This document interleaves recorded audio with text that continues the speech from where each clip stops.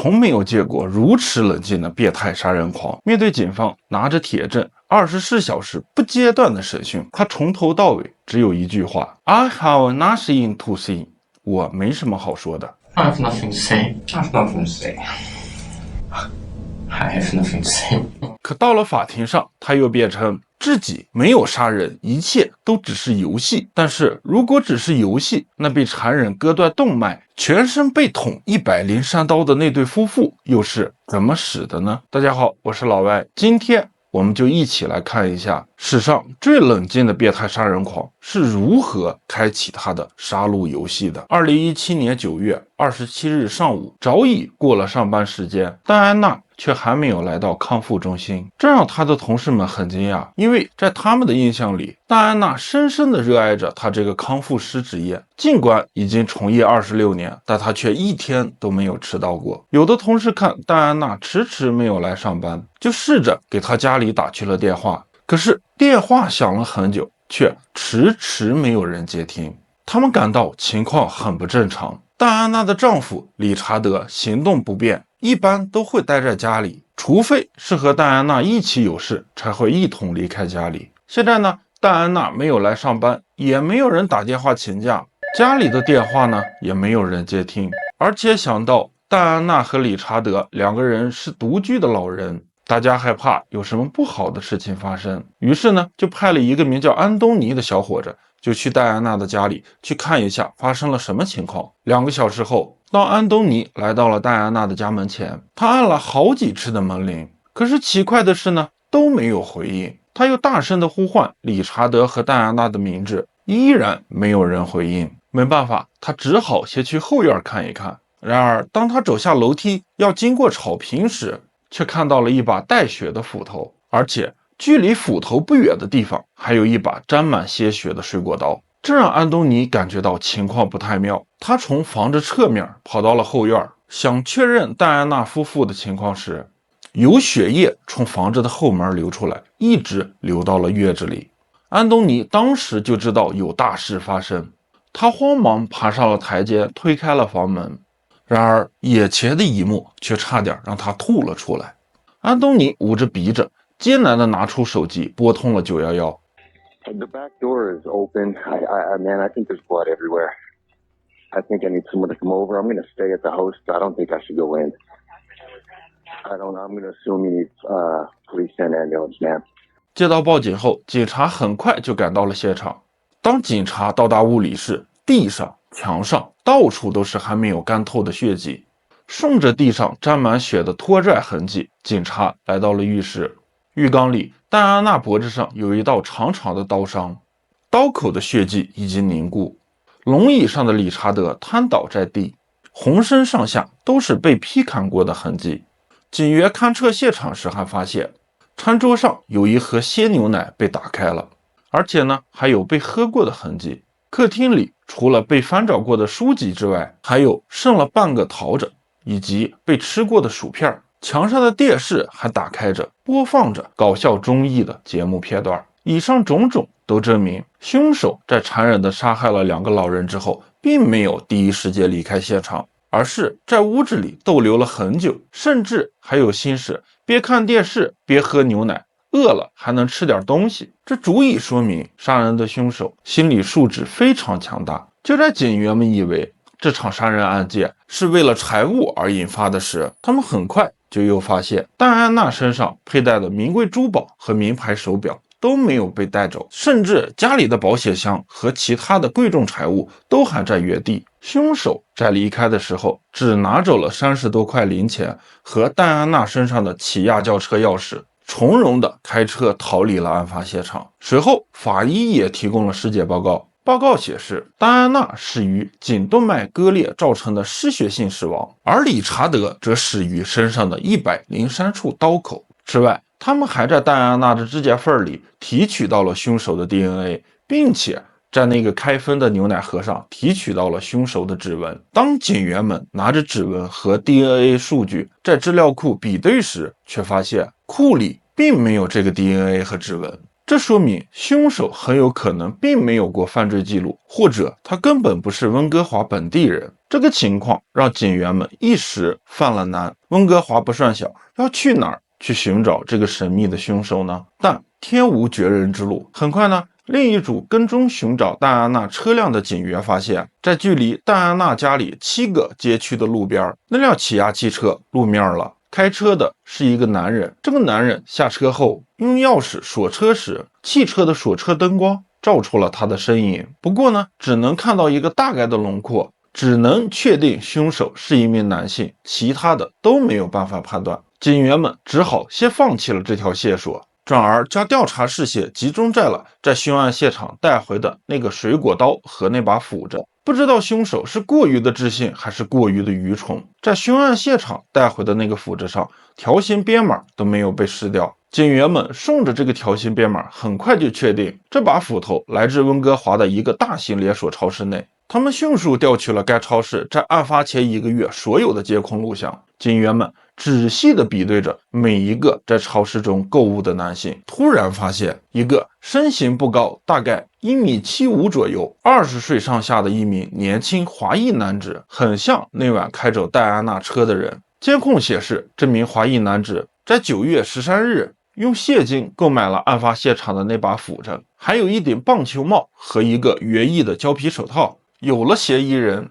警员们继续调取了周边街区案发现场的所有监控，发现该男子在将戴安娜的汽车丢弃后，又穿过了2个街区，随后就消失在了监控的画面里。警员们推测，戴安娜夫妇所居住的马堡社区是温哥华最大的华人社区，而监控视频里的这名男子呢，从他的活动轨迹以及大部分的华人生活习惯来看，他很有可能也住在马堡社区，甚至很有可能就住在戴安娜家的附近。警方为了尽快找到嫌疑人，出动了240名警察，投入了近50万加币，24小时不间断地对马堡社区进行地毯式的搜查。同时，警局还加派了警力，对社区每一条的街道都进行了布控。奇怪的是，视频里的那个华裔男子从此之后再也没有出现。就在警员们准备放弃这条线索时，那个华裔男子还穿着去超市的那身衣服出现在了监控画面里。只见这个男子进了银行，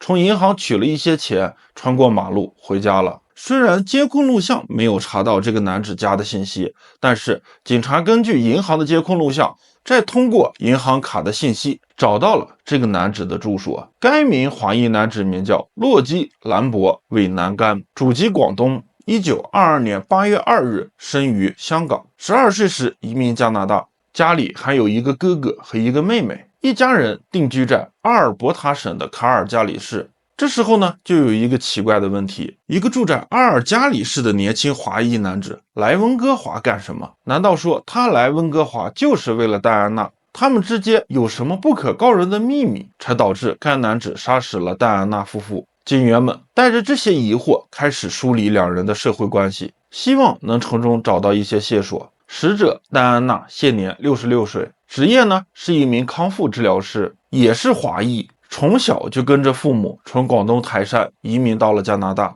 戴安娜的学习成绩很不错，后来呢考到了阿尔伯塔大学学习康复理疗专业，毕业后又前往美国密歇根大学攻读硕士学位。1991年硕士毕业的戴安娜在温哥华的一家康复中心开始工作，也是在那里结识了她的丈夫理查德。理查德呢比她大3岁，2个人很相爱，婚后生活也很和谐。为了让戴安娜上班方便，他主动提出2个人干脆搬到马堡社区居住。虽然呢随着年龄的增长，理查德的行动开始不方便，但是在妻子的精心照料下，他并没有消沉，相反还经常去看妻子的踢踏舞表演，为妻子捧场。在丈夫的支持下，戴安娜的工作也很有成绩，在2015年的时候获得了最佳理疗师的称号，又在2017年的6月获得了医疗保健英雄奖。根据住在马堡社区的人说，大家都认识戴安娜，都称赞她是一个很有耐心很不错的理疗师，总是专研各种康复技术和康复器材，帮助了很多人。可是这样一个优秀的理疗师和甘伟南会有什么样的秘密呢？警员们在调查甘伟南时发现，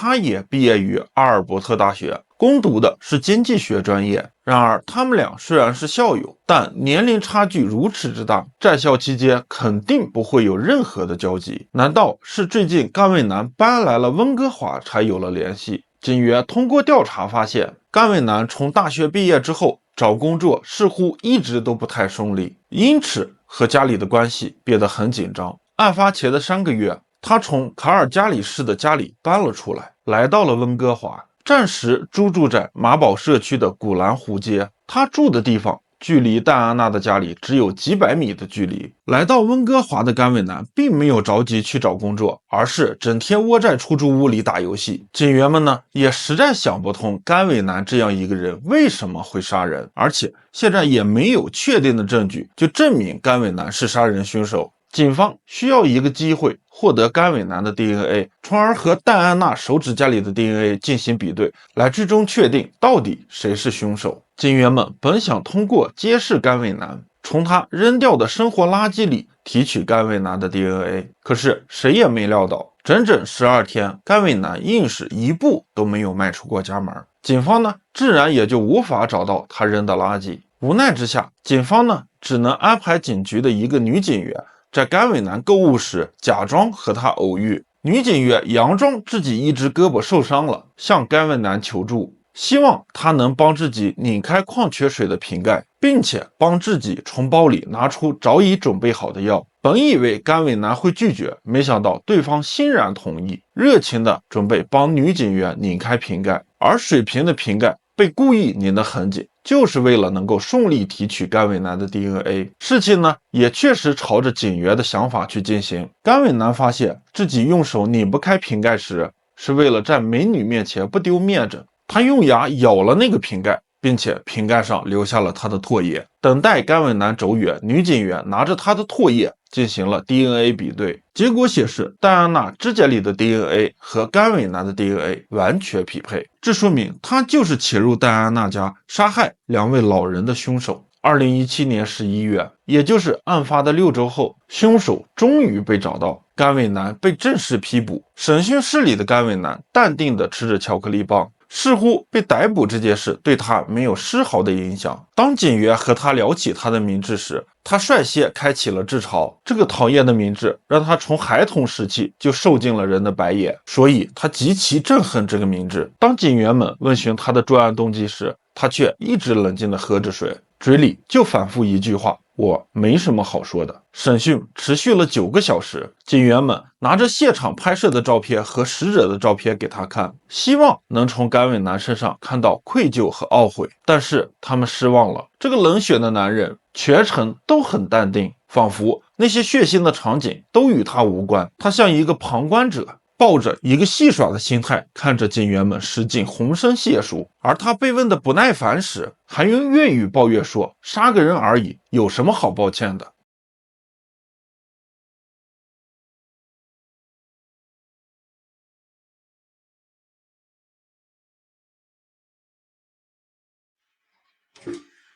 搞笑，人都冇殺，代表咩唔住？